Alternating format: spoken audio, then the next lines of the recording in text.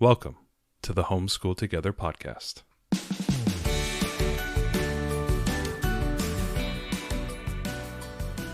Where one working mom and a stay-at-home dad help you navigate the nuts and bolts of the growing and dynamic world of homeschooling. With a focus on early learners, like me. All the ins and outs of building and maintaining your homeschool life. Homeschool. Find out tips and tricks to make things like this easier. I'm reading. And ultimately, enjoy educating your kids. And what's that last thing? Have fun together. Did I do good, Daddy? Yeah, you did, sweetie. Good job. Hello and welcome to Homeschool Together. Thanks so much for joining us today. Today we're going to be peeling summer school back like an onion. Like every summer school has such a negative connotation. We're trying to change it around. Well, kids love onions. Summer school's positive. But before we begin, make sure you head down into the show notes. Follow us on YouTube. We've been putting out a new video about every 2 weeks on average, covering the various countries we've been going around the world with our blended Build Your Library with Torchlight curriculum for K. So if you're getting into that, or if you're going to be thinking about doing that as a combo, we all have a podcast out on how we do that and how we're doing that. But we're also putting out YouTube videos where we're reviewing all the great books and recommendations and challenges of doing a blended curriculum. So we've been putting out beautiful videos, beautiful gold-plated. Listen, we're working on it, guys. Gold-plated videos. And we put out podcasts. Our podcast is also done as audio only on YouTube, if that's a more friendly platform for you. Exactly. I'm going to give a quick shout out here. Thank you, Carol, for all of your comments. We know she's listening. We always look forward to seeing. Every time one goes up, I'm like, oh, did she leave a comment? So we really appreciate it. You know, if you like. And thank you to the new reviews that have come up on iTunes. We really appreciate it. Those are so great, you guys. If you haven't had a chance, please head on over there and leave us a review on iTunes. It really helps move us up in the rankings. There's kind of this black box voodoo thing. It's subscribers and reviews and longevity and number of downloads, and it all kind of goes into this giant witch's brew of how to move up the rankings. So those podcasts that have been out there for 10 years that are defunct are still up there on the top because of some magic sauce. So if you could do that, that would be great. Sign up on the social media. We're putting out a lot of great content. If you could subscribe to the show, even if you only listen every once in a while, you can subscribe. You can always unsubscribe. I mean, we hope you don't, but you certainly can. But the fact that you even subscribed once goes to our all-time subscriber number, which is why some of those really old podcasts come up high in the rankings, because at one time their peak subscriber numbers were high. Yep. So anyway, we're just trying to have more folks find us. And if the best thing that you can do is mention us at your co-op gathering if they start happening again soon, or at the park, or on social media. Yeah, and the key thing here is that we're going to be reviewing a bunch of curriculums coming up here, and there's a stack of them sitting next to you, Booza. I know. I'm looking You're at the box. You're such a slacker. I know. I have so many things to do. And if you could, just keep in mind, we're getting geared up for the summer, so everybody kind of going off doing their own thing. But we will be putting out a lot of review content. So if you're still thinking about making those decisions, we have a bunch of math curriculums. We'll probably cover a number of writing and we've covered some of the language curriculums, all about reading, but we're probably going to cover a few more. Our guests are going to help us with that. We're going to be talking to other families about what they really love, their favorite curriculums, just to kind of give everybody a flavor of, we can't possibly run through every single curriculum with our stalwart, but only little and singular 5-year-olds. Homeschool Together Economics will be doing a little bit of division of labor, and we will be asking others with what they do, in hopes to try to help you through the decision-making process. Maybe you're looking to change your curriculum, or you're looking to tweak something. Maybe one of your learners didn't really like what you had done this year. Keep an eye out. All summer we're going to be coming out with some good content, give you some good ideas, good insight into the other options, secular options that are available to you. We're really going to be focusing on that. So let's get into it. We're doing summer school. Yeah. Right. So officially Memorial Day is kind of like the symbol of starting of summer, even though January is about to start here in the Pacific Northwest. We're having our last like hot day before it all goes downhill these last couple of days. Back into the 60s and rainy for a few more weeks, and then we get our beautiful summer that we don't tell anyone about. right. 75 and sunny for 3 months. But, as we're all getting ready here, we're all feeling this wind down. Even us as year-round homeschoolers are feeling the societal wind down from school. We wanted to talk about the summer. What that means to us, because we do homeschool year round, what kind of that could mean for you and your family. If you're still thinking about it, maybe this was your first year homeschooling, you're not sure what you're going to do next year, if you're going to go back to school or if you're going to stay. And, what is the summer? What do we do during the summer? What are your options? We kind of wanted to run through some of the options and just give you some ideas, some food for thought about what you could do this summer. So first thing we do is we're very selfish. We'll talk about ourselves. So as all, it's our podcast. We can do that. Yeah, I know. We this is our platform. But because they're like, I don't want to hear you guys talk anymore. So we do all year round homeschooling, and what does that mean? That means we go all year. We don't take breaks, but we do take breaks. So we take weeks off here. We take weeks off there. It's a little bit of a misnomer. It sounds like we homeschool every moment of the day, or every day of the year. It isn't really that. Obviously, we still have vacations. We still have the kids going to grandma's house, and those kind of things where we don't homeschool. We still have all of our holiday times where we don't. But what it basically means is that we're not limiting ourselves to the confines of the normal quote unquote school year. Sometime in September through, June or May or whatever, your state's a public school schedule is. So we're not limiting ourselves to having to finish all of our curriculum within that time frame and then be off for the summer with no more homeschooling, as if our kids were public school kids and they were just off. But we also use it either to catch up or, in some respects, because we do own the education, I like to consider it as just going at my learner's pace continuously. It's more freeing. If that moves us ahead, we're not doing year-round homeschooling so that I can, have a notch in my belt to say my kid graduated high school at 14 years old. Oh yeah, that's not the point at all. No. I just don't want to lose the momentum. I like to continue. We believe in education as an idea that exists all the time. And so it's not something we want to stop and then you send them out to camps or let them play 8 hours a day and not get back into that flow. So we don't just for our family. I mean, hey, you know what? If camps are your thing, and you've got very busy summer schedules, we're not making any personal judgments at all. We're just saying for our family, if we got out of the habit of doing this, it would be difficult for us to get back into it. For one. 2, we would lose the momentum that we have gained working on reading and math with our learner because she is younger. And so there would be this catch up time in the fall, which we want to try to avoid. And the other thing is, we really like homeschooling. Our daughter sometimes comes to us on a Saturday morning and goes, "Mom, is there homeschool today?" Yeah. Well, no, honey, it's Saturday. It's a family day. We're just doing other things. Some days she comes to us on Thursday and says, "Is it homeschool today?"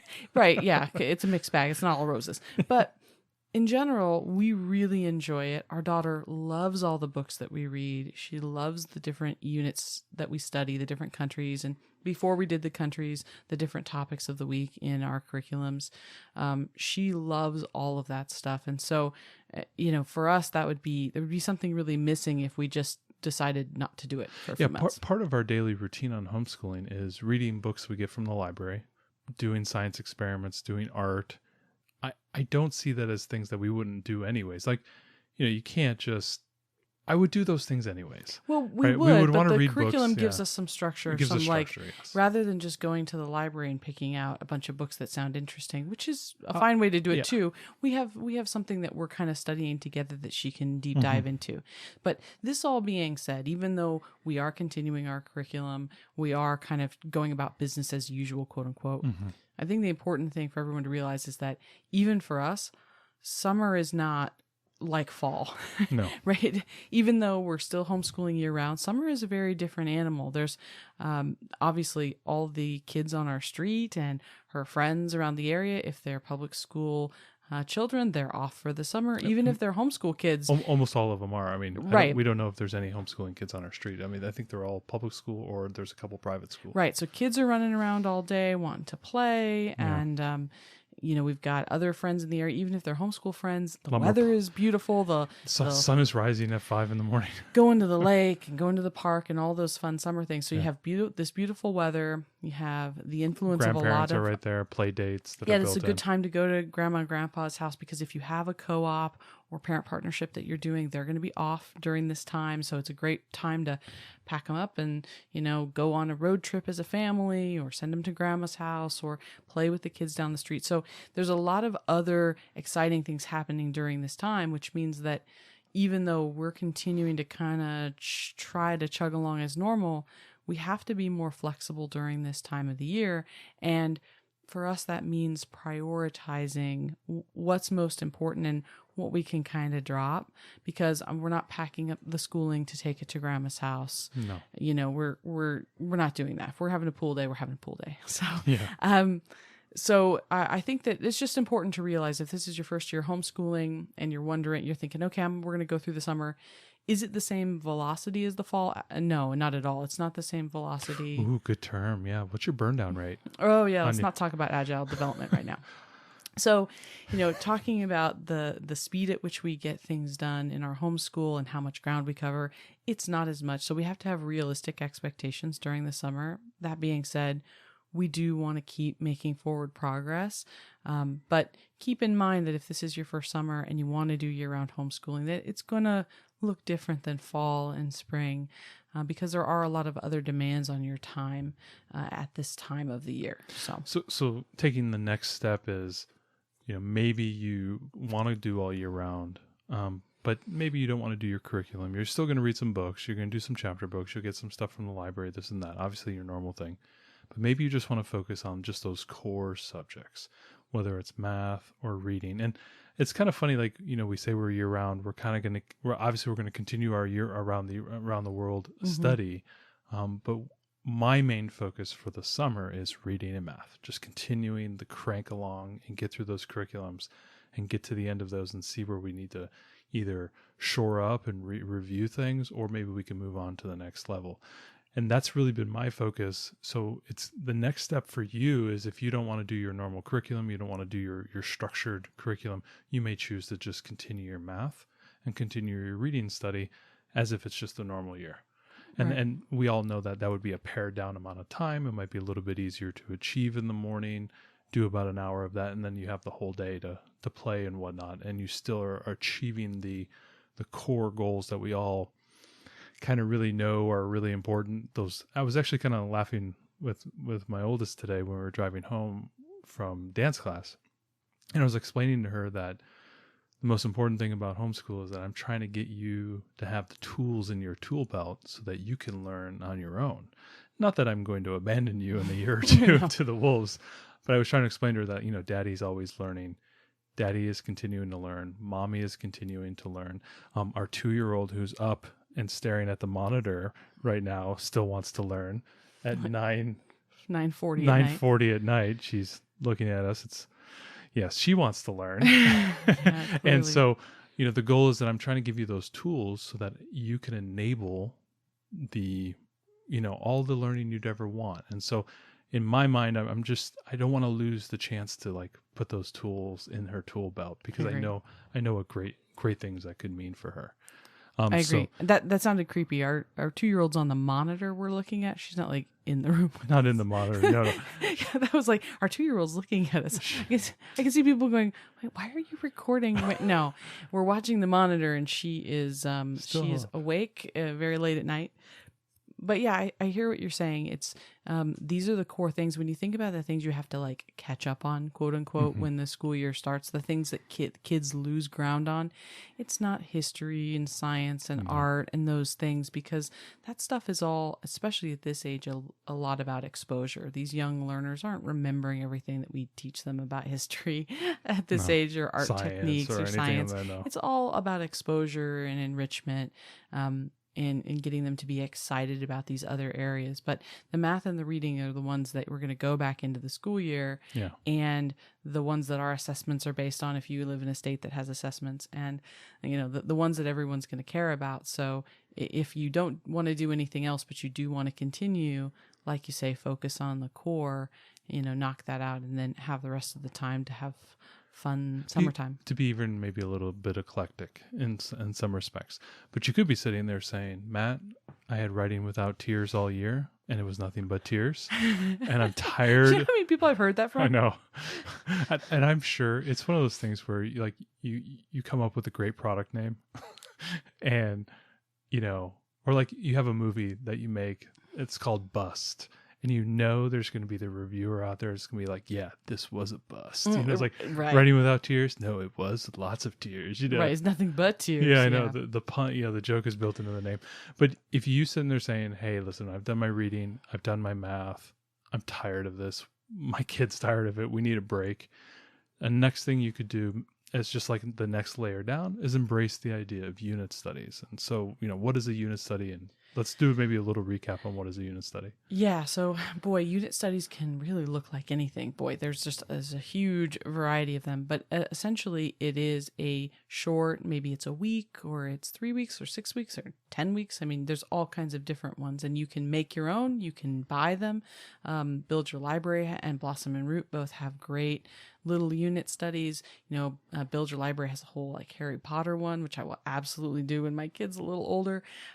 So it's basically a short curriculum, and it gives you something that you can focus on for a couple of weeks or however long that unit study is, really dive into it, enjoy it, and then it's over. Summer is a really fun time if you don't want to continue with your normal curriculum to do unit studies, because you can get a flavor for some other things that your kids might be into. You can also deep dive into some books. I mean, a lot of unit studies are based around one main chapter book.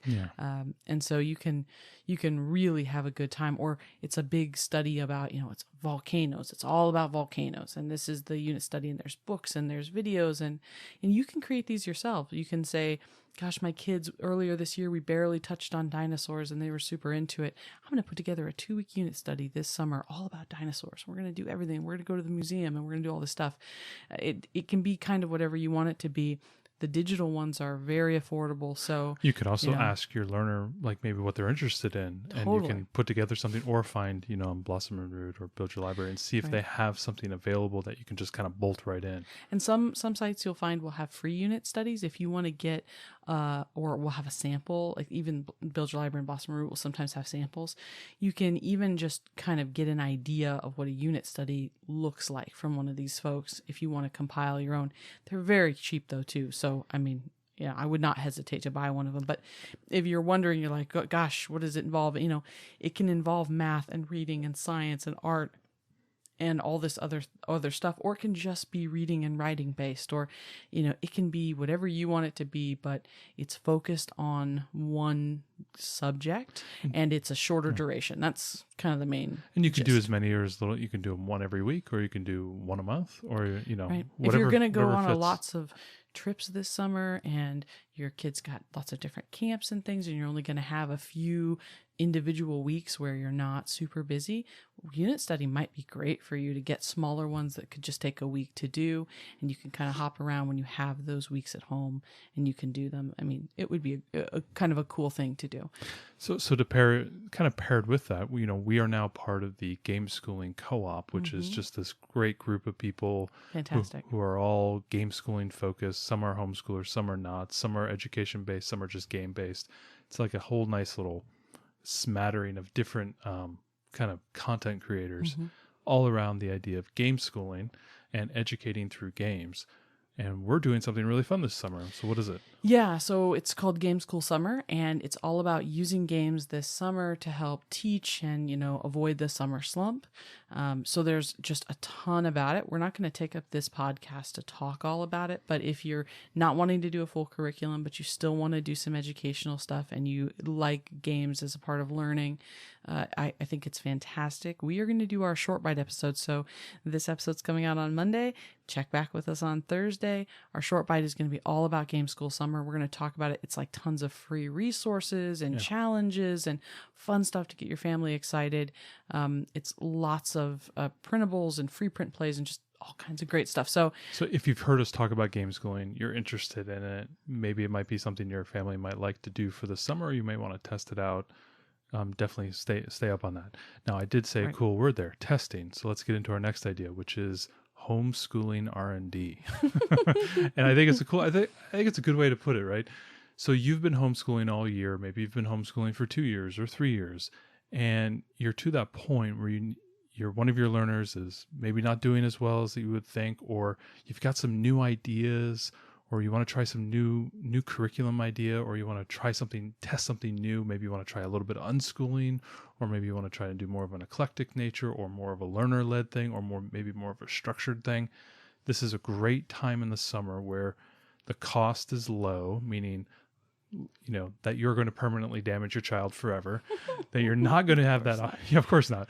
But, you have that freedom over the next 90 days to test something, try something new. Maybe you want to do a lot more computer stuff, or maybe you want to do a lot more handwriting, or you can just kind of test and see what options are interesting, try to new methods, maybe even ask your kids what they're interested in. Maybe they can provide you some feedback and see if that can maybe tweak and change your homeschooling environment. Maybe they want to do outdoor school all year, and you want to do all your homeschooling outside. Who knows, right? There's a billion different ideas. There's lots of things that, we're always talking about being flexible and adapting, because that's what we have to do constantly. And you all have to do it too, I'm sure, in your own homeschools. But this is a time when, rather than during the year, I find during the year we make micro tweaks. Yeah. It's really hard for us to throw over a whole curriculum and just say, oh, that is just totally not going to work for us. Right? We're always well, it's a good concept, but I'm going to make this small tweaks. I think summer is the time for big tweaks. Yeah. Summer is the time to say, you've been doing Right Start Math all year, and you want to try Math Mammoth or Singapore Math, or you want to try something different. Right. Let's just see if I totally shake this up and I do something completely different, what's going to happen, because there's no sliding, right? It's like bonus time. The summer is bonus time, is kind of how we feel about it. You can use it to get caught up on something, but you can also use it to really play and feel that freedom to maybe set aside your plan if things are not working for one of your learners and shake it up. This is a great time. I mean, be bold. Be bold. Now's the time. We've talked about all these different ideas where you've started maybe just continuing, the most normal case, you're just continuing what you're normally doing, and then peeling off a piece, trying different things, a little bit of homeschool R&D.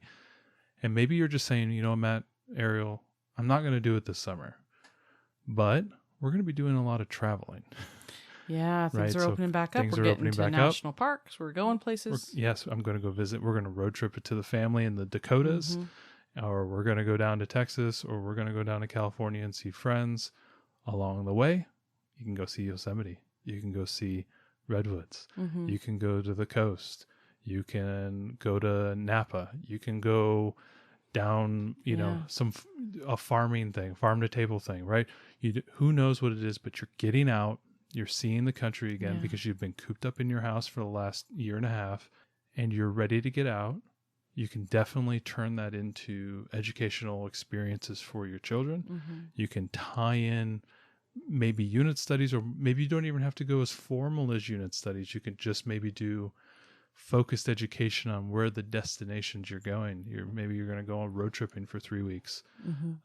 Nobody's taking vacation. Your boss is yelling at you. You got to take vacation. And so you got to go do something. And you guys are going to go for 3 or 4 weeks. Who knows? Maybe the kids are going to go. We have some friends whose kids go and spend 3 to 4 weeks in the summer with their grandparents. Maybe you can try to add some educational components of the things they'll see in that area that they can do with grandma and grandpa. There could be ideas.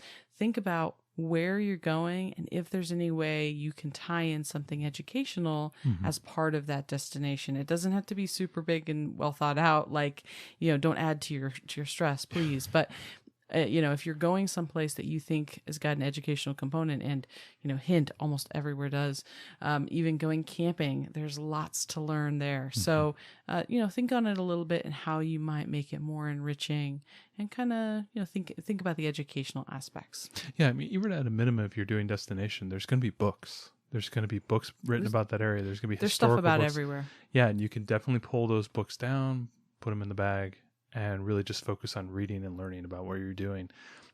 I think they'll get a more layered experience. And we know about young learners is they like to see the layered experience of returning back that idea of a sequence where you're spiraling back on the same topic from different areas. Maybe they'll end up understanding it at a deeper level. And so just taking that with you in your destination trip, I think will be fruitful. At the minimum. Yeah. I mean, if you're doing something like we are, where we're still continuing with our curriculum, when we take breaks and we do vacations, we're not looking directly to add education in there, because it is kind of a break for us. But if you're not doing anything else and this is a time, it's a great way to add in something that hopefully shouldn't take too much time to add in an educational component. So continuing down that whole list, and you get all the way down to it and you say, Matt, we're going to be going on those trips, but we ain't going to be doing any more homeschooling because we've committed to go back to public school. Right. There's those of you out there that have been listening to us this year, and we appreciate you. Yes, we do. Who are going to be going back to some form of public or private school, full-time, maybe part-time. Maybe a co-op, maybe you're going to continue your pod in your backyard. Who knows what you're going to be doing. Yeah. We want to maybe put the idea in your head that always treat the summer as a homeschool summer. As a homeschool opportunity. As a homeschool if you opportunity. Want to, right? Even if you're like, we're going to go back to public school until my kids graduate, that's fine. But we're here for you. Think about those times, like the summer is a great opportunity to do a little homeschool. Yeah. Maybe your learner did really good this year, but math just wasn't working. So, okay, great. This summer, we're going to be doing a whole math curriculum in 3 months. All we're going to do is math. It's just maybe a half hour a day, 40 minutes a day. And that's, do some fun things too. Obviously. Play some games to reinforce that math. Yeah. But, it's one of these things. But you understand the idea, right? It's like you could choose and pick and choose. Well, hopefully now a lot of folks will do that, because homeschooling shouldn't be as foreign anymore. So many people have had to do it who weren't intending to. And even if your journey, main journey with homeschool is ending here, think about that as the summer, as homeschooling is always here for you. If you want to get one of these curriculums to get the great books and read them with your learner, after school or on weekends. I mean, certainly don't put a whole nother curriculum on top of a kid who's already going to school, because that's a lot. But, if you want to get some ideas from some of these great resources, more power to you. Because you knew through the pandemic and through being forced into this that you can do it. Absolutely. And it's possible. Like, that's one of the things that we always, that I've been kind of ramming home the last year and a half, is that people didn't realize things were possible. We didn't realize we could work from home effectively. We didn't realize that we could homeschool our kids effectively, right? Just having the options and having that choice and embracing that. I was listening to a podcast the other day when I was mowing the lawn, that the pandemic accelerated working from home 10 years, that this was already a trend that was going in that direction. And this accelerated that 10 years into the future. And these ideas of homeschooling may, we know by the statistics that they're on the rise, even before the pandemic. So the pandemic may have accelerated a trend that was already going to happen. So you're sitting here and you homeschooled your kids this year. Well, guess what? You were probably statistically in the pool of potentially homeschooling your kids in the next few years because of the amount of new homeschoolers that were increasing.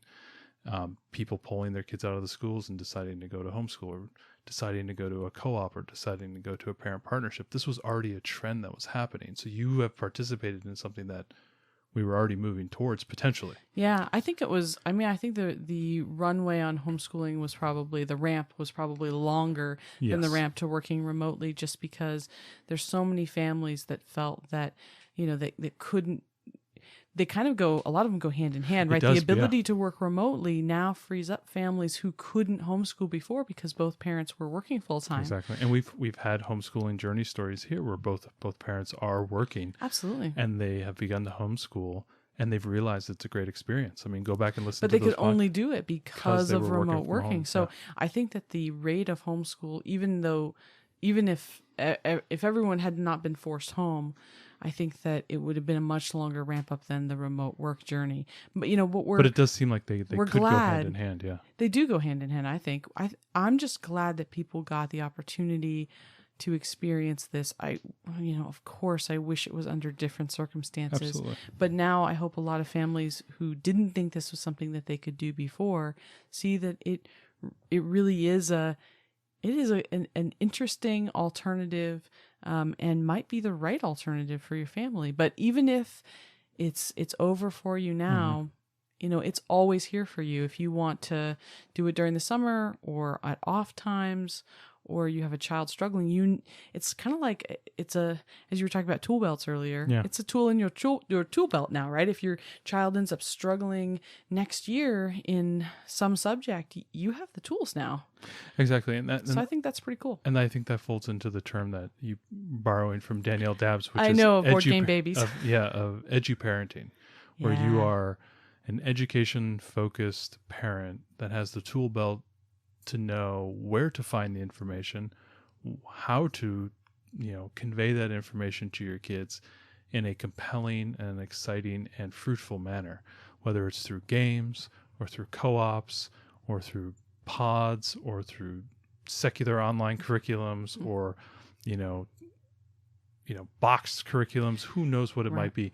You have the awareness now to do this and also educate others. And you can point people to, what are those resources? And you can say, well, these are great resources, but you have to go subscribe to the Homeschool Together podcast in order to do it. Free of cost, but, great, subscribe. And, you as this education-minded parent are able to tackle these problems, I think, in a more effective and fruitful manner for your child. Yeah, I think for somebody, Danielle coined that term. I think I don't know if she coined it, but she uses it. We're gonna put it. We're gonna attribute it to Danielle. Danielle Dabbs / Michael Scott. Yeah, we'll do that. The Office references.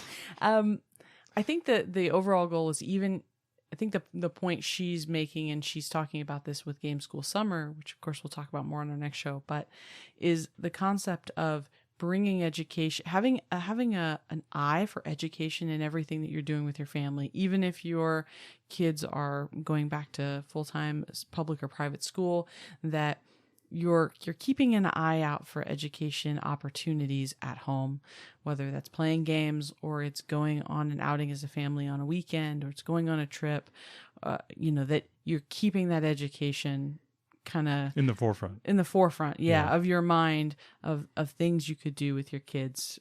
So you've had this experience homeschooling now. So even if you aren't going to do any of this during the summer, it's almost like it's almost like habit forming, right? Think about it. Imagine you're on a campsite and this is pre-homeschooling. You're maybe just sitting around having fun, talking to your kid. Oh, look at those bugs, or let's go for a hike or something.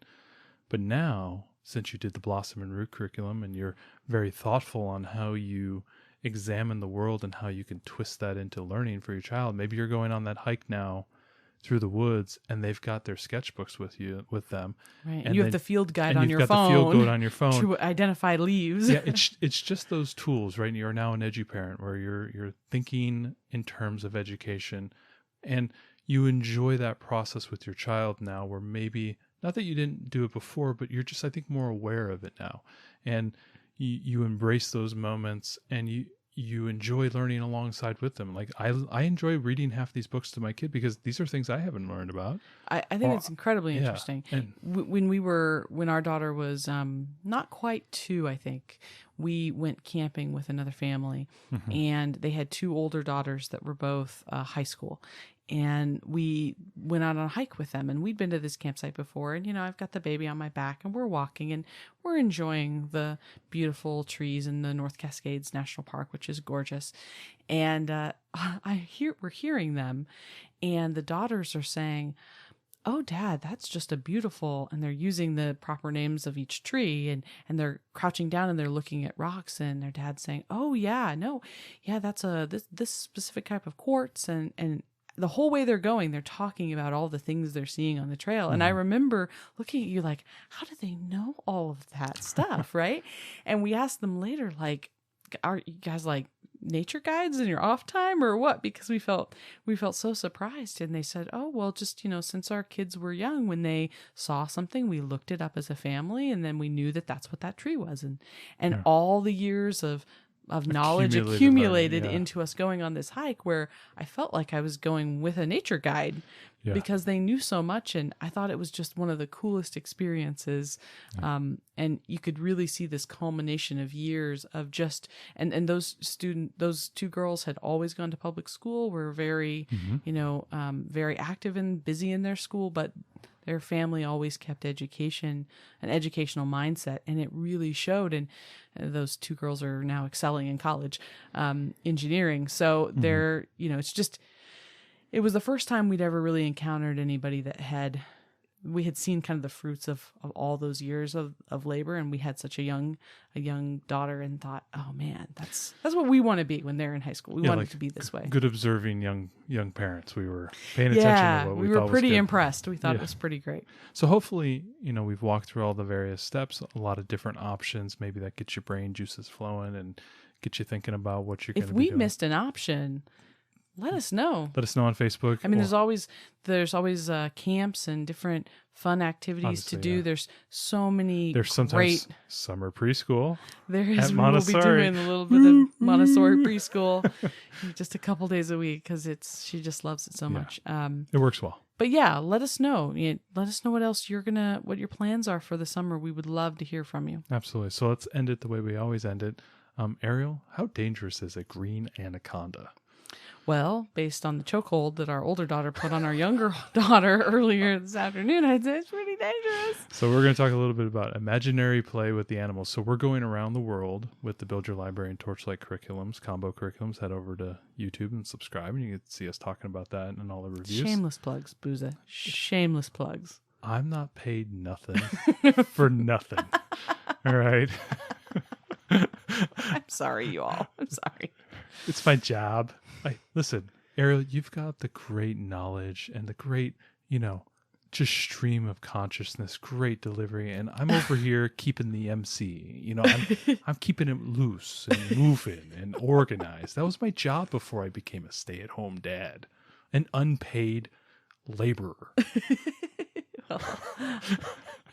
You're a well-loved unpaid laborer. Yes, I get paid in hugs and kisses. I know. That's right. But so as part of that curriculum and part of that review, we do a lot of animal studies, and it's been very, very exciting. And it's been, I think, that wrinkle within the curriculum that I didn't know was there, and has been kind of a fun thing. And I think we do a new animal every country. Every country, every region. Sometimes it's regions, right? Yeah. But this time it's countries. We're obviously studying Brazil and the Amazon, and we went through our what's the yellow book.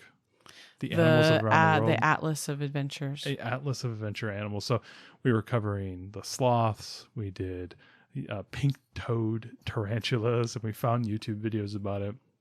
And then we found the green anaconda. And lo and behold, my 5.5-year-old wanted to see that anaconda eat that capybara. And I'm like, is this happening right now? Or are we going full Animal Planet? Well, and then later we read, it was funny because we read a book tonight where there was a capybara. We're probably not saying that correctly. Right, but it's all right. But anyway. Our Brazil listeners are just screaming at us. We know there are some of you down there that are downloading this too, so say hi. Hello. Hello to Brazil. So anyway, there was a section in this book where an anaconda actually came by, and our daughter was like, oh, it's gonna eat it.